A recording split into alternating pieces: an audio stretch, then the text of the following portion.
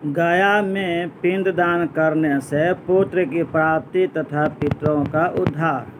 अर्थात गया में पिंड दान करने से पुत्र की प्राप्ति होती है।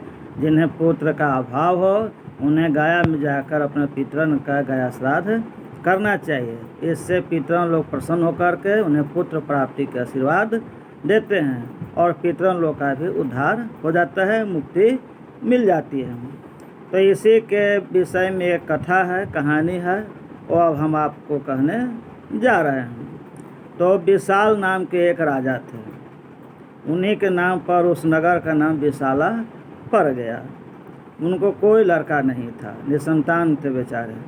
दुखित राजा ने अपने ब्राह्मणों से कारण पूछा कि हमें पुत्र की प्राप्ति क्यों नहीं हो रही है। तो ब्राह्मण लोगों ने ही सलाह दी है कि पितरन के प्रकोप से आपको पुत्र नहीं हो रहा है, इसलिए आप गया में जा कर के गया श्राद्ध करिए, पितरन की मुक्ति कीजिए, तब वो लोग प्रसन्न होकर के आपको पुत्र प्राप्ति की आशीर्वाद देंगे। राजा ने गया में जा कर के गया सिर में पिंडदान किया, अर्थात और अन्य स्थानों पर भी पिंडदान किए। तो गया सिर में जब पिंडदान किए उस समय की कहानी आपको बतला रहे हैं। तो उनको एक पुत्र की प्राप्ति हुई आगे चल कर के समय अनुसार। तो पिंड दान करने से राजा को आकाश में 3 पुरुष दिखलाई दिए। एक पुरुष जो था सो रक्त वर्ण का था, एक श्वेत वर्ण का था और एक काले रंग का था।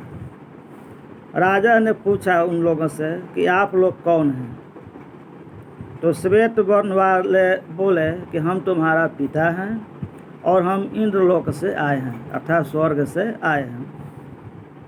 और ये लाल रंग वाले जो हैं, रक्त वर्ण के जो हैं, जो पुरुष सामने खड़े हैं, वे हमारे पिताजी हैं, अर्थात तुम्हारे दादाजी हुए।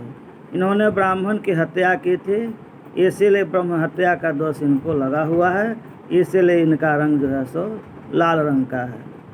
और ये तीसरा जो है काले रंग के, ये हमारे पितामह हुए, अर्थात तुम्हारे परदादा जी हुए।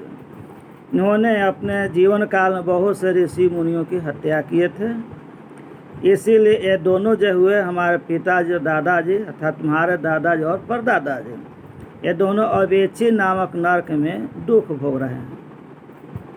अवेची नामक नरक का विस्तार से आपको चर्चा गरुड़ पुराण में मिलेगा। यहाँ पर हम उसका चर्चा नहीं करना चाह रहे हैं, कथा बड़ा हो जाएगा। तो हे शत्रु कुल नाशक, अपने पुत्र को बोले कि तू अपने कुल शत्रु के कुल को नाश करने वाले हो। मैं अपने पिता, पितामह, पर पितामह तीनों के साथ प्रसन्न हूँ। तुमने जब यह संकल्प किया कि हमारे लिए तुम जल का दान कर रहे हो, उसी से हमको मुक्ति की कामना हो गया, मुक्ति की प्राप्ति हो गई जल दान करने से।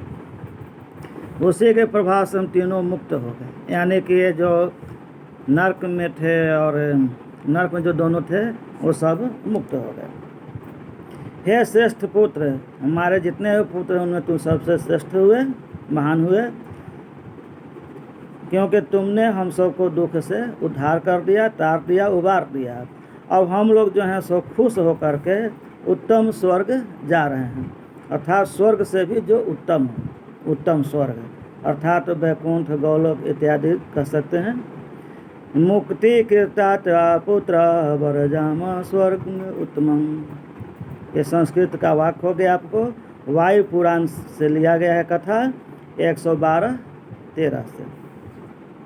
पितरों ने यह भी बताया कि पुत्रों को इसी प्रकार अपने पितरों की मुक्ति के लिए उपाय करना चाहिए। एवं पुत्रे पितॄणां च कर्तव्य मुक्ति उत्तम।